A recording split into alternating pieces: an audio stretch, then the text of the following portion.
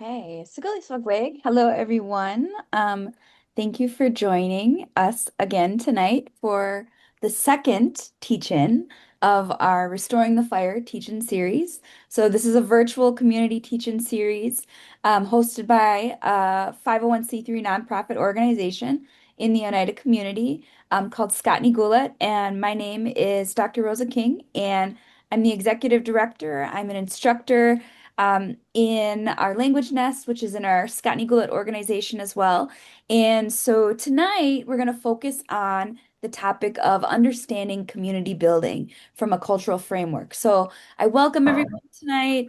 Thank you for joining us. We might have a few people coming in here as we get started.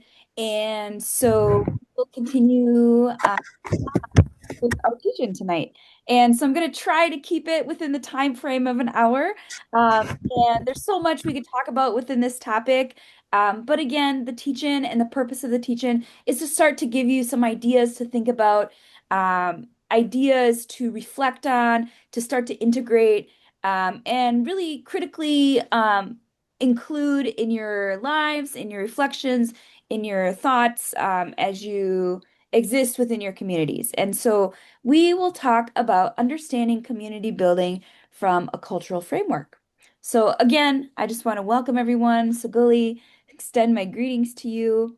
And if you were participating in our last community virtual teach-in series, you'll remember that I started with a grounding, the purpose of this teach-in, and kind of thinking of what our reflections are for this teach-in tonight. And then I have a little bit more that I want to share about the purpose of this specific teach-in. So really, we're framing the fire. So get cozy, find a nice spot to think about a lot of this information that I'll share with you tonight. So, like I shared in the last teach-in, we really want to acknowledge the cultural metaphor of what we call Yungwa Jistai. Yungwa Jistai is a word that's very dynamic in the Oneida language. It means our fire, the fire or the energy or the spirit, which also translates to like this power or life force that we have within each of us.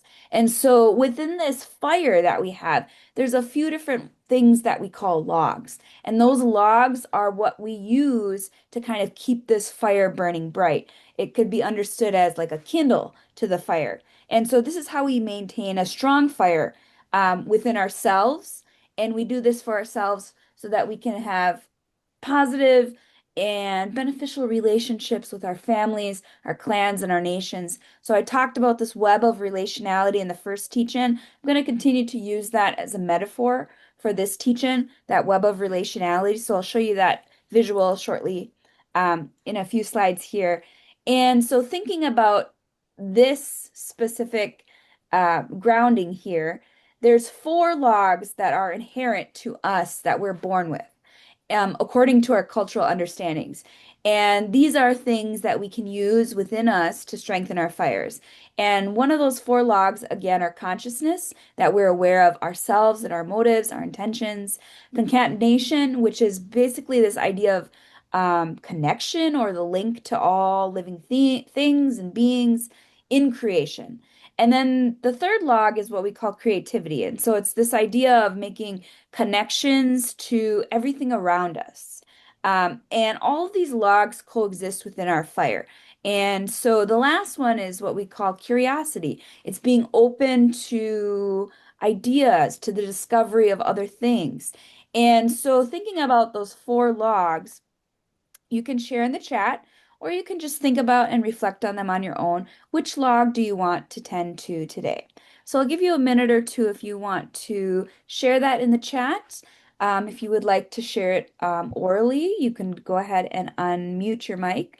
Or if you just want to sit and reflect on that question, that is totally fine too. So I'll give you a minute or so. I will open the chat here if anyone wants to share. And I will, oops, sorry. Keep a look at that.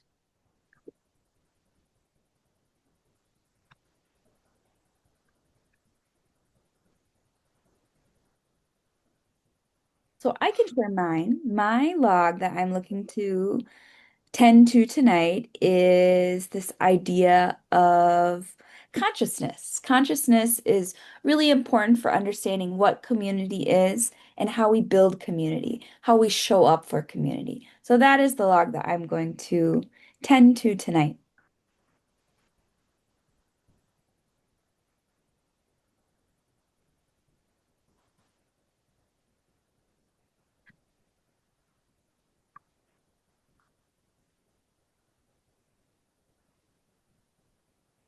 So you can go ahead and add to the chat if you would like. I will continue to move on, but I will keep an eye on the chat. Curiosity, it looks like that one was added. Yep, curiosity is a good place to start, definitely. That's kind of like what gives us that spark for our fire. Creativity, yeah, creativity is another really good one. Kind of keeps that continued fire burning. Oneida phrase for concatenation. I will look into that. We have it, I would say, and a lot of the philosophies I'll share tonight about community building, they're not necessarily words that are singled out in a way that is defined by one word. Oftentimes, it's the philosophies that are woven into a lot of other words. So the one with concatenation would probably have to do more so with some other philosophies or words that we have, but I can definitely look into that more and see what I can find to share more about what that word might be in the Oneida language. So great question. Looks like a lot of creativity, curiosity. Yeah. All right, so feel free to continue to add to the chat. I will continue to move on and kind of frame this fire similarly to how I did in the last teach-in. So just a brief, again, overview of what is a teach-in. Teach-ins are community learning spaces. They really have roots in activism and community organizing, and they're ways to present ideas and solutions to really help people build clarity and confidence, which is really needed to drive change. So teach-ins go hand in hand with change or driving change. And it's a way to provide information and share and educate community in a community format. That it includes a lot of learning, but reflection. It includes a lot of dialogue, collective understanding, and oftentimes teach-ins really capture issues and topics that really affect certain communities because they do have roots in activism that are not just singularly applicable to Indigenous communities, but beyond. Lots of different types of communities in this world that we all share practice this use of teach-ins. It's a way to create movements. It's a part of movement building, and it's one way we share knowledge. It's one way we come together to really build this shared sense of purpose so that we can drive change, especially for issues that affect all of us. And so, really, the goal is to create and raise awareness, really inspire critical thinking and reflection, and then move towards concrete action. So that's always how I kind of present these teach-ins is what is the information, questions to reflect on, and what are some action steps that we can take to move forward. Okay, so the specifically this teach-in, we're talking about community and community building. And so when we think about what community is or community building is, the purpose of this teach-in is it has a few intentions. One is to re-educate our community on what healthy relationality or what healthy relationships includes from a cultural perspective. So that includes our interactions with each other. And it's not just with other people, it's really with all of creation. So I'll get more into that and what that really means in terms of understanding what collaboration means for community. You may have been familiar with this concept of the four R's. So those four R's stand for four different concepts. One is respect, reciprocity, responsibility, relationship. And in some spaces, they add a fifth R. And specifically for Indigenous people, this is really critical because resilience is another core part of how our ways of being, who we are as Oneida people, and how we interact with each other. And so, really, the idea of this teaching is to build or rebuild and reclaim a new cycle within our territory, one that's rooted in respect, safety, and wellness. and it's to inspire individual action that will expand as ripple effects within families, our nation, our territory, and into creation and the universe. So in the last teaching, if you attended the last one, you might remember this graphic because it really applies to a lot of things. And I like to refer back to it as we continue to move throughout new concepts, especially understanding what community is. So just briefly, this web of relationality. If you look, it's a graphic of concentric circles, and thinking about maybe what individual action, how that might inspire a ripple effect. You can kind of think of this graphic as almost a ripple effect. It's like a seed planting a seed, and it continues to grow and expand outwards. And so that center is ourselves, that individual. And it extends outward to the family and clan, then to the nation, then to creation, and to the universe. And so when we think about what is community, and I'll talk more deeply about that shortly, we know that community is here. It's here in the nation. It's here within creation and the universe. And so community captures all of these aspects simultaneously. And that this is really an ecosystem, or what we consider a web of relationships. And so think about that as we continue to move forward in this discussion about um, community and community building.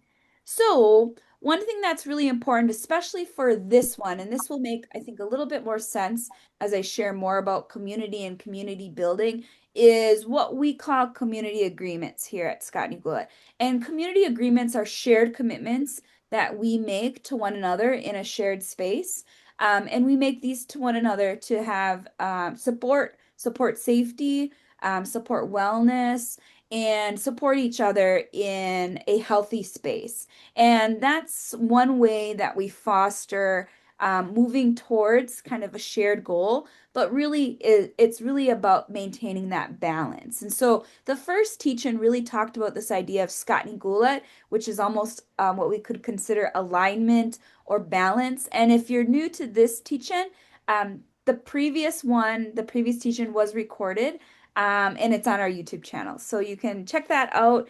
And I will also send the recording of this one after the teach-in today, probably tomorrow sometime. And so community agreements are ways that we maintain that balance, right? Maintain the balance in community. And so there's a number of community agreements that we put forth that we commit to in spaces, in our shared spaces. So one is active listening. The second one is being curious. We know that that's an inherent log of Jungwa Jistai, our fires, and this inherent energy life force that we have within each of us. The third one is speaking from our own experience. So that means using I statements. So when we share that we want to come from our perspective, because that's how we see the world, rather than generalizing and say, well, we all think this. And we want to be able to support individuality in speaking for ourselves. The fourth one is always respecting confidentiality. That's really important when we come in community spaces. And also practicing this idea of what we call both and. It's this idea of duality, which I'll talk more about shortly as well. But it's embracing and acknowledging that there's a coexistence of multiple perspectives and ideas and experiences.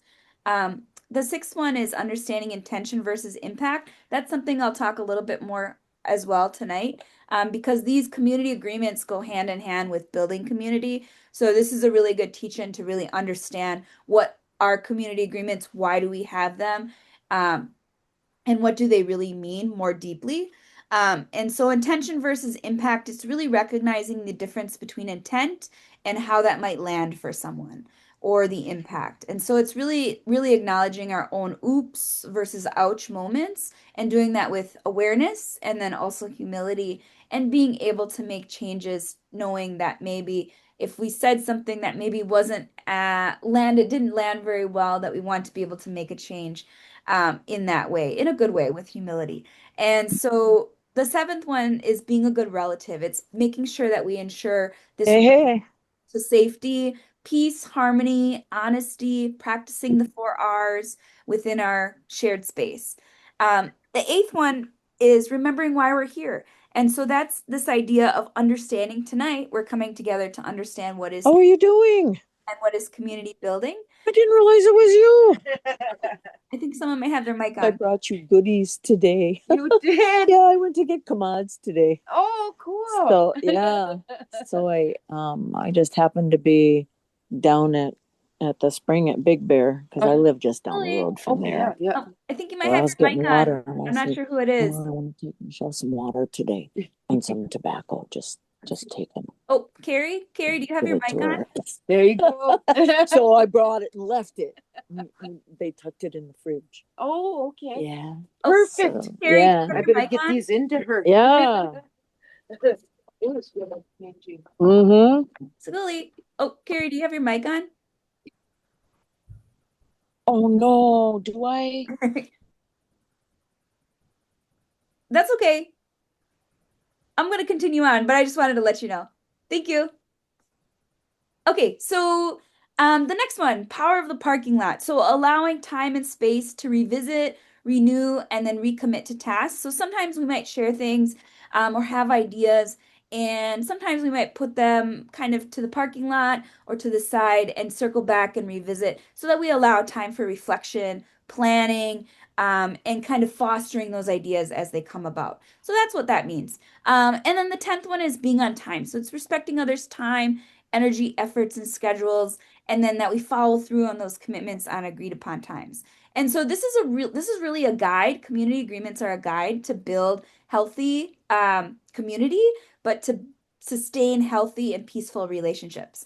And so really we talk about these because the next thing we'll talk about, which I mentioned in the first teach-in was understanding what colonial-based toxic behaviors are, and that those contradict community values. And so, really, we talk about shared agreements so that we can dismantle these other behaviors that we often see in community. And so, just to kind of briefly understand, what is our code of conduct for our shared space? Our 4 R's is a solution or is a foundation to our interactions. So that again, respect, reciprocity, relationship, responsibility, and this fifth R, which is resilience. So that means having the courage to listen, to learn, and engage in harder conversations. It also means sometimes sitting with discomfort. And that resilience is actually what helps us grow. And so if you think about like if you're ever working out, and maybe it's the first time you worked out in a long time, work out and really sore, your muscles are really sore. It's uncomfortable, right? But you know that that soreness, that discomfort actually leads to growth. So over time, as you continue to, engage in working out or physical activity, that actually strengthens you. And it's the same thing with resilience. And so it's being able to have courage to sit within harder conversations, and that is important to continue to maintain growth as we move along in building community. And so safe and healthy space guidelines, this is really the cornerstone of the work that we do in terms of community building and how Scotney Gulat and how our cultural values inform us of what community is, and that the basis of that is safety, health, and wellness. So I'll talk more about what that really means. But we welcome constructive disagreement, and that means that it's within this parameter or within the context of respect. And so I'll talk more about this tonight because this is really the core of this teaching. But it's always important to understand that in spaces like this, in shared spaces, that it's important that we don't engage in behaviors that might be harassing, intimidating, gossipy in nature, that are either personal attacks or violent, because that disrupts the balance, right? We want to maintain that safety and that wellness. And so we also want to be able to show up in that way. And so I'll talk more about this too, about what does saying no mean. And so that's actually an act of protection. It's also an act of sovereignty. And so this is always something I mention in our teach-ins, in our community work that we do, mentioning that if we do see behaviors like this, we do reserve the right to remove any participants that exhibit these behaviors because we really want to maintain the safety and respect of these spaces. So I always go over that. It's better to share it than to just assume, and we want to make sure that we're on the same page. So we also know that these spaces are shared accountability, so our understandings of intention versus impact. So if harm occurs, we will name it, address it with humility, and restore balance whenever possible.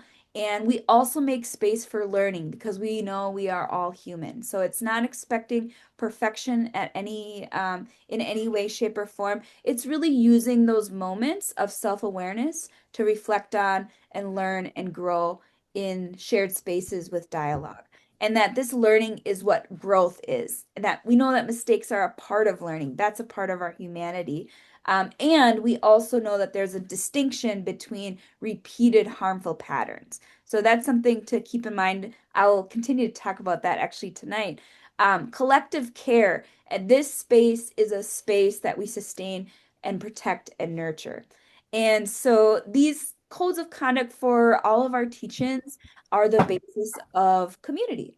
And so, what is community? I'll talk about that shortly and what is not community. But what I want us to look at is what I always lead with. And if you attended the last teach-in, we know that I talked about these ideas of characteristics of white supremacy culture. And so white supremacy culture, there's more of them. If you look them up online, these are different behaviors, actions. It is a ideology of what is called white supremacy or the systemic ideology of white supremacy culture. And so the way that this shows up is basically it's an output of colonization. You could almost call white supremacy culture colonization or colonial behaviors. You could also call it that. It might be more familiar to you if you're not familiar with what white supremacy culture is. But sometimes people might say there's a few less, sometimes they might say there's a few more. These ones pretty much capture what are the behaviors of white supremacy culture. And so it's these ideas of perfectionism, this sense of urgency, like it must be done now, this idea of defensiveness. And so quantity over quality, especially when we're talking about productivity or how much that is a cornerstone of colonial behaviors, colonial culture. Worship of the written word. We know that that is very inconsistent with Oneida ways of being, which is based on an oral tradition. And so, really, the idea in presenting these ideas to you is to give you a context of what we are looking to foster, and the context really that is supported systemically in our society. And how do we work to change that? Slowly but surely. And it's really starting to build education and then awareness around these topics. The next one is really that there's only one right way. Further ideas include paternalism, this idea of either or thinking, or what we sometimes call the binary, that it's either this or this. Well, we know that there's a spectrum of things that usually exist within any given topic, response, or discussion. This other idea, power hoarding, um, making or allowing power to saturate within the hands of just a few people, that's not balanced. Because if you think about it, a lot of these behaviors actually create imbalance. That's what we really see in our society. The next one is fear of open conflict, individualism, which I'll talk more about shortly as well, which kind of goes hand in hand with this next one. I'm the only one. It's this idea of individualism. Progress is another behavior or characteristic of white supremacy culture or colonial culture. It means like progress needs to be more, it needs to be bigger. It's this idea of quantity, actually. Objectivity, that nothing is influenced by anything else, when really we know that in an Oneida ways of being, it's a web of relationality and connection. And then the last one is this right to comfort. And oftentimes, when we sit in that space, we don't allow ourselves to grow. And so, those are really key characteristics that we really need to have that frames of discussion around community and community building for tonight. So, we really recognize that our communities are tools of colonization and that we have adopted these behaviors within our communities, within our organizational practices, and even within our contemporary governing systems, governing bodies, and business entities. And so we teach about these things to build that awareness to enact the systemic change. So I'm just looking at the time here. I think what I'll have you do instead of the breakout room, that's usually my intention, but sometimes with how much time we have, it's a challenge. So what I think I might have you do is to actually think about one or two of these from this list. And if you would like to share, you always reserve the right if you would just like to think about it, or if you don't want to share, that is totally fine as well. But if you would like to share, I would encourage you to put it in the chat. I won't do the breakout rooms just to be mindful of the time tonight. Hopefully for the next teaching, I'll be able to do that. But if you would like to think about or reflect on one or two of these from the list and think about what way this shows up when working with community. So it doesn't have to be incredibly detailed, but remember, we always respect this idea of confidentiality. And so you can think about any one of these given 15 characteristics of colonial culture, white supremacy culture, and I'll share one as you want to add them in the chat. Perfectionism. And because I'm a language instructor and working with cultural philosophies through the language, a lot of times perfectionism is really, it comes about really strongly in language learning that we always feel that learning language might be prohibited by making a mistake. We always feel like we don't want to make a mistake. And so we get caught up in this idea of perfectionism, and that really just stalls our learning. And so that's one way I often see it in working with students, working with community, especially in language spaces, that it might show up. So anyone, let me open the chat here. If anyone wants to share any thoughts, ideas about one or two of these from the list. If you want, you can even say which one you might most commonly encounter in community. I know sometimes these questions are a little bit more open-ended and take more time for reflection. Perfectionism in lots of unproductive ways in our language learning spaces, definitely.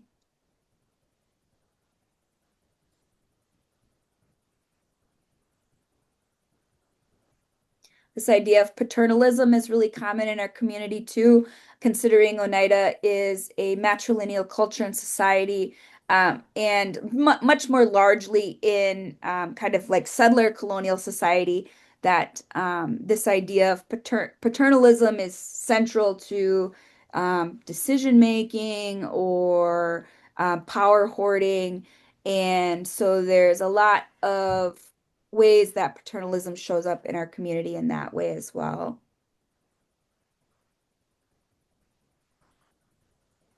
So feel free to drop any other thoughts in the chats, maybe some that you just come across with more commonly in working in community.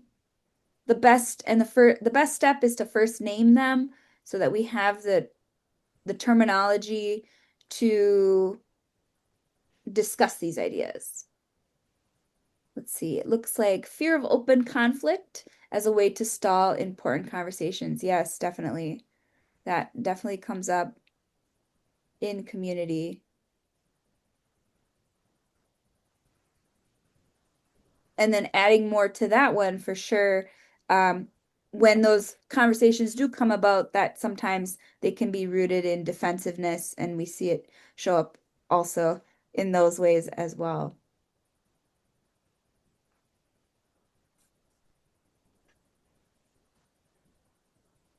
The colonial industrialized concept of what is called progress baffles me. Yes, definitely. What is progress? That's a great question, actually. How do we measure progress? And is it really bigger, more, or better? So that is really good reflection there on this notion of progress. Output or productivity, oftentimes that we have to be making something to do something, to demonstrate what progress is. So feel free to continue to share in the chat. I'm going to continue to move on here. Um, so I had mentioned community agreements and our code of conduct for teach-ins, and then I had shared characteristics of white supremacy culture or colonial culture. And so that really frames this conversation when we talk about community. And so we kind of have a little bit of an idea going into this topic of what is community or understanding what this question is. What is community? What is not community? And so thinking about those two things, and by no means is this an all-inclusive list, but this is to get you to understand um, healthy concepts and values that are derived from Indigenous, Oneida, Ungwehue culture, and those that are derived from white supremacy culture. And what do we see present now in our community? And so thinking about what community is and what it is not is really important to understand how we can start to build community. Because we first have to have an awareness about the current state of what we see in community. And so when we think about what community is, I'd like to frame it in a way that we think about it as a healthy community, right? When we think about health, we think about wellness, we think about balance and alignment. And when we think about maybe something that's unhealthy or an unhealthy community, there's an imbalance there, right? And so that's kind of the way I like to frame this. Community is and community is not. A healthy community is and a healthy community is not. So if you think about what a healthy community is, these concepts are derived from our culture. So I'll explain more about these shortly, but I want to touch on these concepts. So a healthy community is wellness, it's connection, it's balance, it's respect and safety. When we talk about kinship, it's meaning this idea of relationality or relationships. It also is love. It's also land, because community is not just us as people, it's creation. And so it's land, it's the stars, it's the grasses, it's the winds, it's everything. All of those things make up what community is in that circle. Coexistence. And so it means that we coexist within kind of these alternate energy forms that exist within space. From the stars to the fish and everything in between. And so when we think about coexistence, it's also this idea when thinking about our relationships with others in community, that it's this idea of respect. And so it means that we make room for disagreement in a healthy way, respectfully. And that's another way we can think about coexistence in what a healthy community is. It's also these ideas of dignity and empathy, because that's a way we can provide supporting relationships and how we can support our relationships or relationality with others and all of creation. There's also accountability. That's a huge part of healthy community. And all of these things really foster and support growth and transformation. So if you attended the last teach-in, you'll remember that I talked about this idea of a spiral, and that's a huge part of what Scott Gulat is, this idea of one mind or consciousness. And so when we think about engaging in healthy community, it really supports that idea of evolution or growth and transformation and expansion. And so this kind of adds on to that previous discussion we had about Scott Gulat in the previous teach-in. And so healthy community is storytelling, renewal, abundance, dreaming, it's visioning, it's creativity, one of those logs. It's also individuality. It's this idea of quality over quantity in relationships and how we can incorporate that in terms of how we interact with each other and use or communicate or have feedback for each other, or basically communicating with each other. So thinking about this, I'm going to continue on, but if you do have ideas, what else would you add? Add it to the chat and I'll check it, and I'll read it off after I go over the next side. But think about what healthy community is and what might you add to this side. So feel free to drop that in the chat as I continue to move through the next side, which is describing what an unhealthy community is or an unhealthy community is not. or a healthy community is not. And so it's these ideas of dysfunction, urgency, consumerism, individualism, which is different than the idea of individuality. And so individualism is really focused on self. Individuality is more like an expression of self. And in a healthy community, we honor that individuality, that individual expression of self. But we know individualism, this self concept, um, and focus on me versus the we is different. And so that is a part of what an unhealthy community is. Also, these ideas of colonization, capitalism that was mentioned in the chat before, chaos, gossip, toxicity, drama, this idea of scarcity mindset, thinking like if someone has something and I don't, that's going to create some level of animosity. And it's this idea, this scarcity idea, which is not a healthy um, behavior in a healthy community. And also personal attacks, harassment, violence of any kind, abuse, which is all forms of harm. And harm in a community is an imbalance. It's not a concept or value of a healthy community. And so we also think about a lot of these characteristics of white supremacy culture I had just previously talked about, and that idea of power hoarding. It kind of goes hand in hand with this idea of entitlement, because that's very one-sided, right? So if we think about community as a balance of a person to creation, a person to another person, person to family, all of these webs of relationality that coexist is a balance, right? It's a balance of those things. And so if there is notions of power hoarding or entitlement or lateral violence, it's going to shift that balance. And that's really what leads to chaos. So what else would you add to um, an unhealthy community? So you can share that in the chat. I will pull it up here. And then I'll continue. Let's see. Collective empathy would be progress. Yep. So any other thoughts or ideas of what a healthy community is or characteristics of an unhealthy community? Feel free to add them in the chat because these lists are not all encompassing, but it does give you an idea of what healthy community practices are, what behaviors are present in unhealthy communities, what practices are present in unhealthy communities. Social media overuse, definitely. Yeah, that could definitely be added to an practice of unhealthy community. Yeah. It's kind of disconnecting, right? It's a little bit of a disconnection for using social media in that way to communicate sometimes. It's hard to be able to sit in the energy or the presence of another person and share in a conversation. And so it's kind of a little bit of a disconnected approach. Yep, glorifying technology. Yeah, that's definitely another one. Because it's a disconnection to land too, right? Not just to each other, but also to land. And we know land is an important part of our relationship of what makes community as well. So that is definitely another part to it.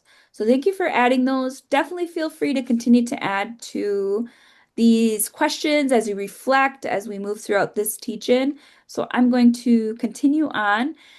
So engagement principles to rebuild community. So I talked about core parts, core values of what community is, and core things about practices or behaviors that are present in unhealthy communities, basically what community is not. So principles to rebuild community. These principles begin with the self. So that first slide, one of the first slides that I had shared was that web of relationality, and that central circle is yourself. It's ourselves. It's us as individuals. And so these principles start with the self, and they extend outward to the family, clan, nation, creation, and the universe. And so these principles really are living, fluid, dynamic. They also require care, effort, energy, and constant renewal. And so when we think about where do we start, where to start when we engage in rebuilding community. The first step is always to build and nurture strong relationships. When we focus on building strong relationships, that means we get to know each other. We get to know each other's lived experiences. We get to know what each other's lives are like. Maybe we work with someone and we get to know what their lives are like outside of work and how that might contribute or influence how they might show up at work. And so that we can better understand them because that creates um, a shared understanding about each of our lived experiences. It's that commonality. It's us coming together in this shared space for us to be able to understand one another. And so that builds trust. It establishes a healthy space when we're able to understand one another, practice respect unconditionally. It also is a place where we can provide support and safety and presence for another person. And that really, it supports the balance of that relationship or that idea of relationality. It, when we have that balance, those strong relationships, we're able to have peace and wellness, a kind of a peaceful type of relationship with one another. And that those basically are wrapped in boundaries. Because remember, respect is a core part of how we engage in relationships, in healthy relationships. And so when we build healthy relationships, we're looking to understand individual, but it's not exclusive to just people. It's exclusive also to, again, that web of relationality, the land, um, creation, the winds, the sun, the stars, the universe, and everything beyond us here on this earth. And so we really want to understand intent versus impact because when we get to understand someone, we know what their intentions might be. Or if we're thinking about this a little bit more broadly in terms of our relationships with the land, we know that the land's intention is to provide life. It's to provide life for us. So take our earth, yung kinoha hunja, we say in Oneida language, that she is to provide life for us. That's her intent. And the impact is that it provides nourishment for us, for our bodies. And so when she's in relationship with us, that is how she shows up for us. How we show up for her is we take care of her. We steward and look after the lands. We take care of our responsibilities in protecting her, in supporting her. We tend the land to make way for a new growing season or a new planting season.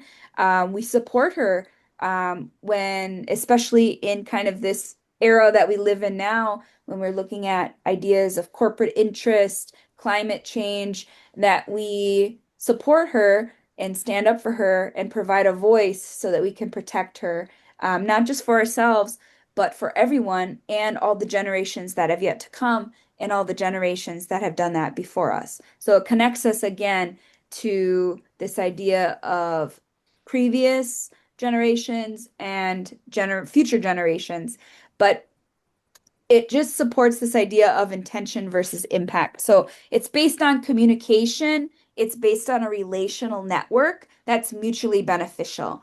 And so this idea of relationship or relationality is central to community. And then that is what maintains the balance. It's what maintains the balance of community. And so how do we maintain balance? We maintain it through accountability, awareness of these principles. Oftentimes we renew our awareness of these principles. We have to revisit them because sometimes we forget, right? We have to remember, okay, why did we do this originally? What was our intent here? Um, it helps us to maintain our responsibilities of respect and reciprocity as we engage in this idea of rebuilding community. Rebuilding community is almost synonymous with the word relationality or kinship. And so we see that woven throughout Oneida cultural ways of being. So the picture on the screen here is a visual of the Turo Wampum. And that Turo Wampum was one of the first treaty agreements that the Haudenosaunee had with European settlers. And it was the Dutch at that time. And those two lines are parallel. They represent each of these two different, I guess you could say, ideologies, two different nations, and that they never crossed. They weren't going to interfere or interact with each other at any point in time. And so there's this idea of relationality. This idea of respect is actually woven into the belt because they said that they were not going to interfere or interject in each other's doings or each other's ways of life, I suppose you could say. And so that notion of respect is embedded within that treaty agreement. And also these ideas of intent versus impact. And if you look at the way that the lines are structured, that symbol represents a balance, that parallel line to one another. They say that those two lines are like a river or two canoes floating down the river side by side. There's a lot of different interpretations to what that belt means. But again, it reiterates this idea of balance. So, steps to really revitalize community. It really starts with re-educating, teaching what healthy relationality is, introducing and incorporating the 5 R's, naming the trauma and the grief. And so that really is naming these characteristics of white supremacy culture that I had shared with you in the beginning. And then taking that knowledge and integrating it. It means embodying it. It's living the 4 R's daily. It's applying that awareness of trauma and colonialism into our daily lives.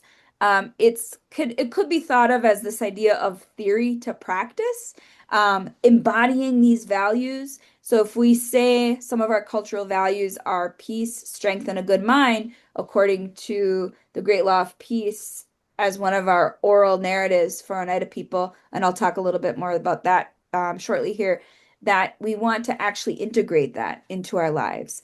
And in turn, we create space. We build environments for safety and respectful interactions. And those interactions could be community building, supporting any given mission, and it could also include respectful disagreements.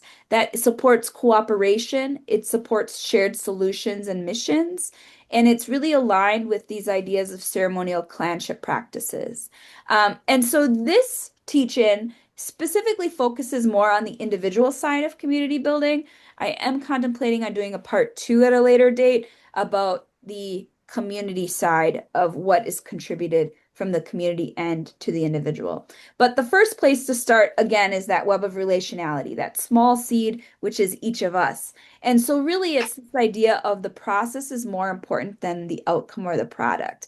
So, when we think about community, it's not, okay, we want to build community. It's how do we build community? What are the steps that we take to get there? And so, one other thing that's really important to community building is understanding that there is a very important, what's the word? Um, Foundation of community building, and that's safety. And safety is the foundation of community. And so, in order to maintain safety, in order to maintain that balance, that line, so that you can kind of think about it as a scale, right? We wanted to keep the balance. And so, if there's not safety, there's an imbalance. And so, that's kind of like the pillar of community care or community building, community, what is community? And so, in order to maintain that, there has to be protocol or what we could call boundaries in place in order to maintain that balance. And actually, it's these ideas that are an act of care and it's an act of sovereignty. It's how we maintain that balance. So all of these belts, if you look at the previous one that I had showed with the 2 rows, the 2 lines, those lines and the ideas of the 2 row wampum belt that I had shared, they're basically protocol to maintain the balance, or what we can kind of understand to be today as boundaries. And so it's this idea that we commit to community agreements as a way to maintain safety, balance, and wellness. And so this creates shared expectations and a shared understanding for behavior.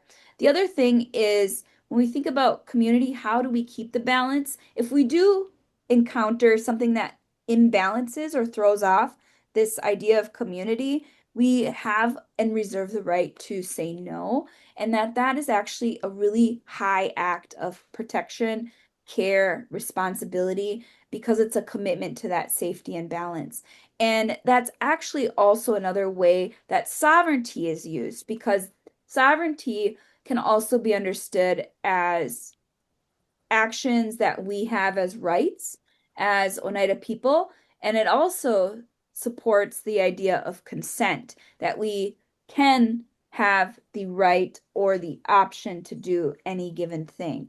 And so saying no is also about consent. It supports that idea of community building. And it's actually a high level of care. And sometimes it can be misconstrued as anti-community when really it's really an act of protection, of care. And so difference is also a strength that helps push our community forward. And we know that to maintain that balance, and sometimes we encounter patterns of harm when we see repeated patterns of harm without that self-awareness, without that change, that is what we call for disengagement. Um, and might mean removing a person or an individual from the circle if they continue to maintain behaviors in that way. And so accountability, this is suggesting this idea of accountability. It's central to Oneida culture. So in one of our wampum belts, we have a circle wampum. It's a circular picture, which I think I have on the next page here. And this circle wampum is basically all 50 chief titles. This circle wampum, it denotes our governing structure of the Haudenosaunee, and that all those 50 chiefs represent different clans of all the five nations of the Confederacy. They come together to make decisions. And there's also measures of accountability within their leadership titles. And so if a chief isn't acting in the ways that they agreed to when they took upon that title, um, and they're also paired with a clan mother. That clan mother, essentially what they say is they give them three warnings, and if they continue to participate in whatever harmful behavior they might be doing, they will be removed of their title.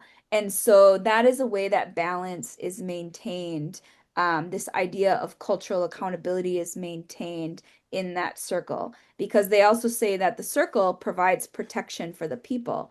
And so it's really important to have this understanding of what community care is, that boundaries are an act of community care, and that there's tools of mitigation into this idea, this cultural idea of community or relationality. And that includes compromise, it includes accountability, like the example that I just shared, and it also includes truth telling. That it supports this idea of the fifth R, of resilience, and having the courage to name it, having the skills in your toolbox to name it. And so if you've ever seen this picture on the other side, that picture is the Six Nations belt. It's also known as the Oneida Belt. It's located in the Field Museum in Chicago. If you look a little bit more closer, I took one of those symbols and just kind of blew it up, just one of them, because there's actually six on the belt. But this symbol has a few different parts to it. One is an outer line, one is an inner line, and one is kind of like a diamond. So there's a lot of interpretation to what these mean. They essentially represent each of the fires of each of the nations, of the Six Nations, hence the name Six Nations Belt. It can also be understood that fire is a core part of our nation, our longhouse. They say that's where our culture lives. And we can also interpret this on an individual basis, because again, the collective coexists with the individual. And so if we think about this symbol as a individual, that small diamond is actually ourselves. It's our inner fire, our life force, our energy, kind of what we might understand to be our soul. The line right outside the diamond is what we understand to be our spirituality, our cultural practices, our language, our connection to creation. It's the spiritual part of our being. And then the last outer line is the shell. It's the shell of our being, our bodies. And so these lines really are metaphors for protecting the sacredness of our being, right? The sacredness of our nations, our communities, our collective, and our individual fires. And if you think about those lines too, they are a way the acts of protection equate to boundaries, boundaries as care for community and also an act of sovereignty.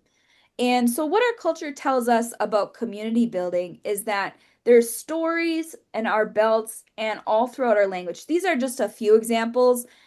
It's found within every single part of our cultural ways of being, but within our stories, and specifically two important ones, the creation story, there's concepts in there when Sky Woman fell through the tree, through the hole in the sky and landed on Turtle's back, and life began after that.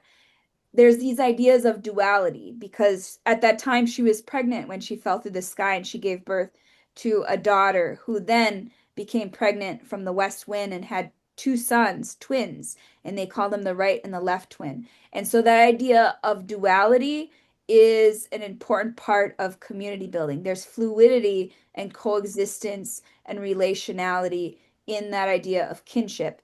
And so I wanted to kind of reiterate that idea of individuality. That's kind of what it means in terms of duality, that the individual coexists within the collective and the collective coexists within the existence of the individual. Those two things are mutual. They're like a symbiotic relationship that you can't have one without the other. So that idea of duality is kind of where that comes from. This other idea of matrilinealism, when I talked about characteristics of white supremacy culture, we know that paternalism, the patriarchy, is a core tenet of colonial culture. And in Oneida ways of being, a matrilineal culture reinforces this idea of care, of relationality, of kinship and respect, and that our lineage not only comes from the mother's line, but it also supports this life force because the women have been given this gift of life or creation. And so that's kind of the last concept in that creation story that's present within community building. Moving towards another important story that we have, the Great Law of Peace, or what we call in Oneida the Gayan Goa. There's three tenets that support that story. So one is peace, strength, and the good mind. And this idea of skana that we understand to be peace, it can also be understood as balance, healing, or wellness. And the second one, that's that Stasla, can be understood as strength, but also our inherent power, almost our fires that we have within each of us, our inner energy or our will. And the last one, Gatnigoli, sometimes we say that we call that a good mind. I like to describe it as a healthy mind, because it helps us have a little bit more consciousness about this idea of wellness and how we show up for community and what community agreements and healthy behaviors in community are.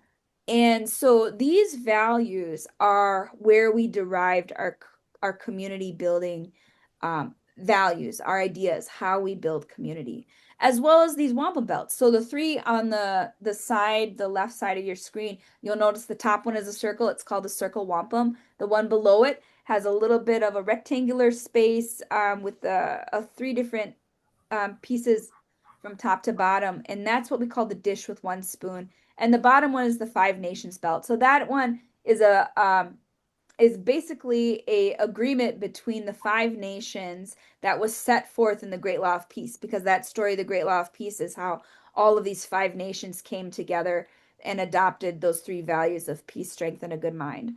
The dish with one spoon wampum is another binding agreement of relationality. And so they say that this dish is the earth and that we all have one spoon and that we're going to share it. So, earth, our Mother Earth, she gives to us. She gives us life. She gives us and has resources, abundance of resources, and that we all basically it's this idea of resourcefulness, but also sharing. It's also this idea of responsibility of not overconsumption, like someone had mentioned in the chat. It's this idea of balance. We take only what we need and that there's enough for everyone. And so it's kind of silencing that idea of the scarcity mindset because our wampum belts tell us that there is enough for all, that the earth provides us unconditionally and with no limits, and that as we take care of her, we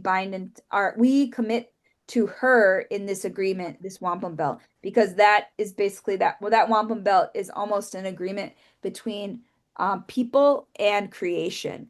And then the one on the top, the circle wampum, I kind of had mentioned that that was the wampum of the 50 chiefs. And so they are the leadership, they are the representation of the Haudenosaunee, of all the nations of the Haudenosaunee. And so it's again these ideas of relationality, and that these wampum belts, they are the agreements. They are treaties, but they are also agreements of how we entered into relationships with creation, with other people, with each other, and they all have different examples in how they represent that. So, just a few more things to kind of wrap up here. Revitalizing a language and culture is a pathway towards building a healthy community because we find these qualities and these values in practicing, in learning different cultural practices, art forms, learning language, and that when we learn about those things, our stories, our wampum belts, our language, our culture, that we can embody those values and bring those forth and expand them in community. So, thinking about what rebuilding community means, it's really a mutual and symbiotic coexisting relationship between the individual and the collective. So, it's a commitment to keep the balance. That's what community is. We're entering into a commitment or a relationship with community, and it's supported through renewal because we have to revisit these concepts often, which is why I always put them at the beginning of the teaching so that we revisit them every week, remind ourselves of how we are going to show up in this space, how we commit to show up in a space together.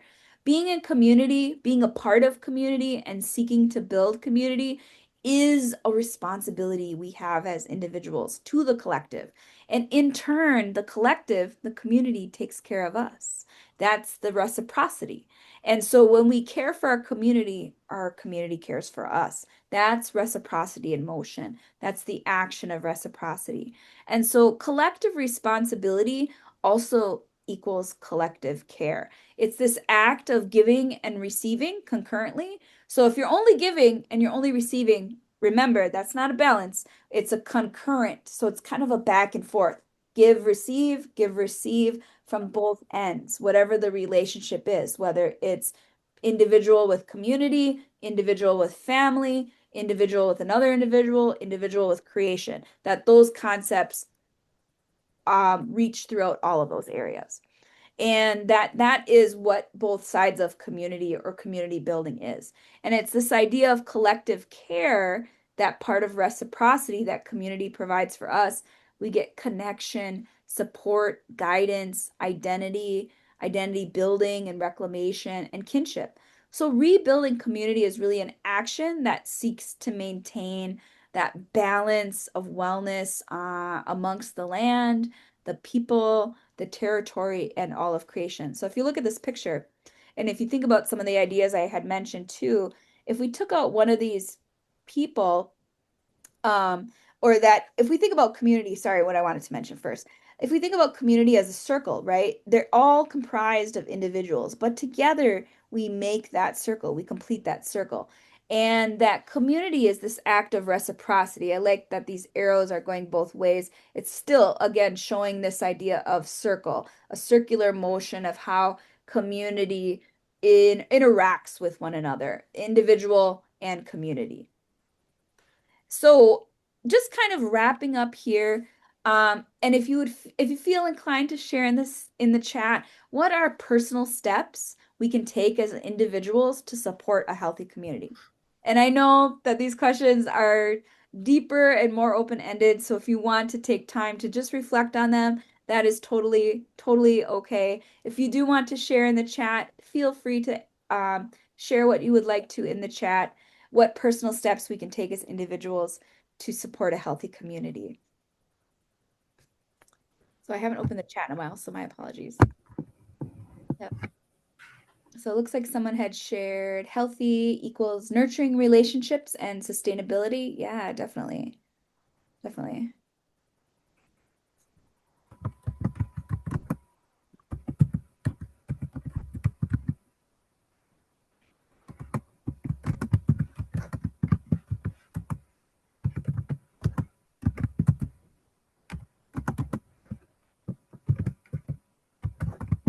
feel free to continue to reflect on that. If you would like to add in the chat, you're more than welcome to do so as well.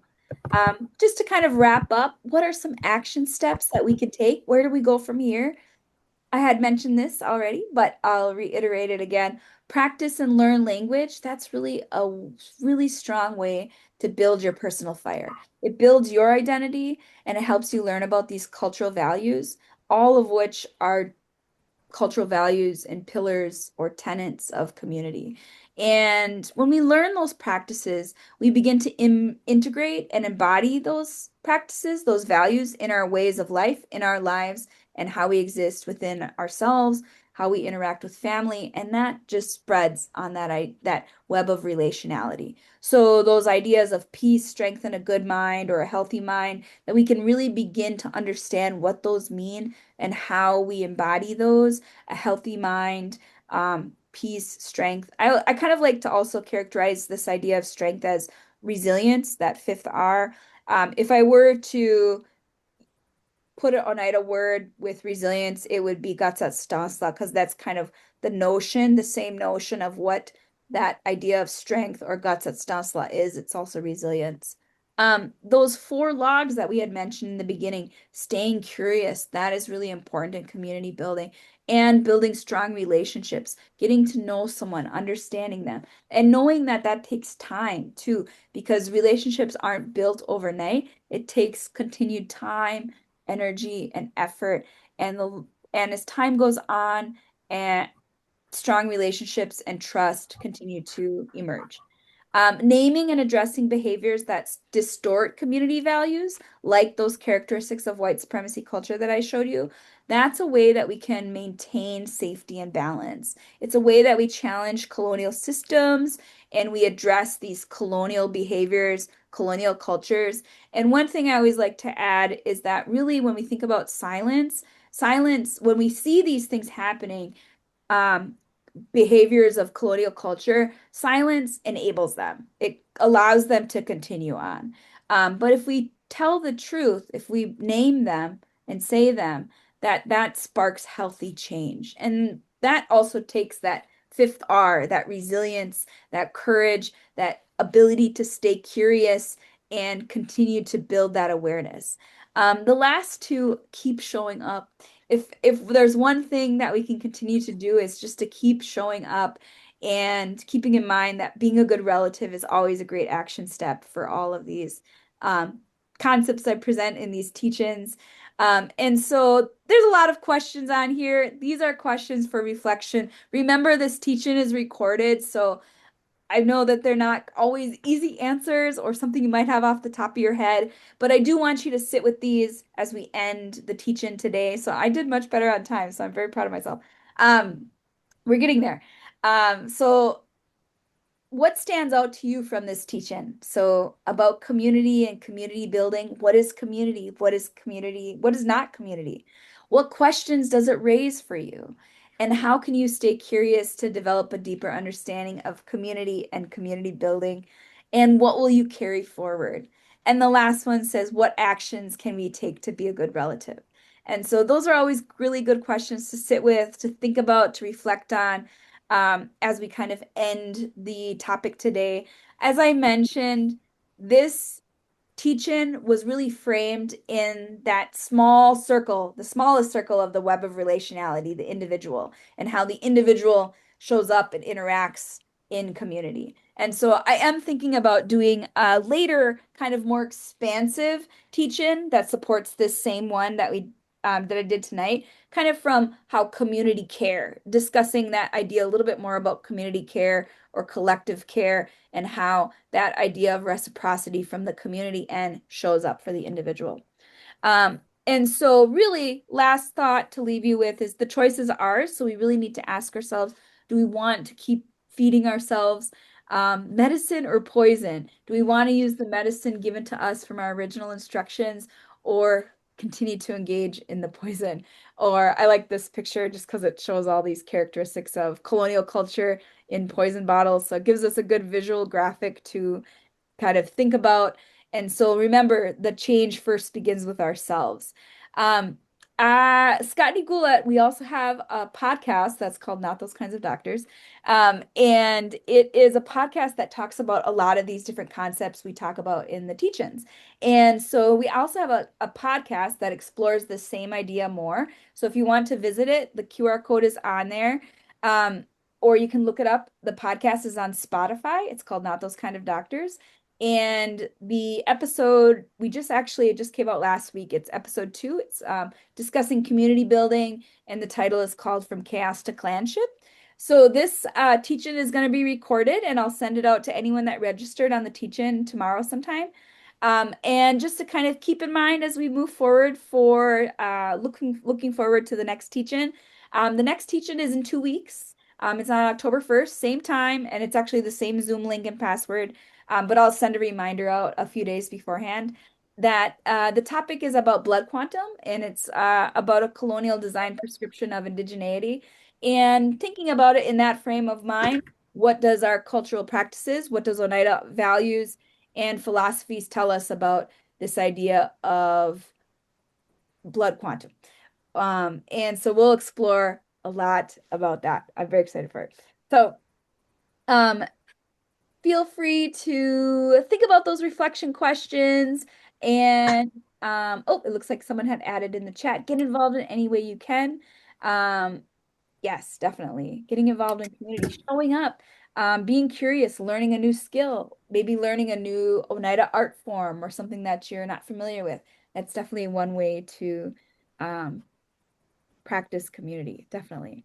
All right, so that is all I have for you tonight. I am so happy you were all able to join me. I will send out the recording tomorrow sometime, and I will see you all in 2 weeks. So have a great evening. Thanks again. I hope to see you all again soon. Onagiba. Thank you.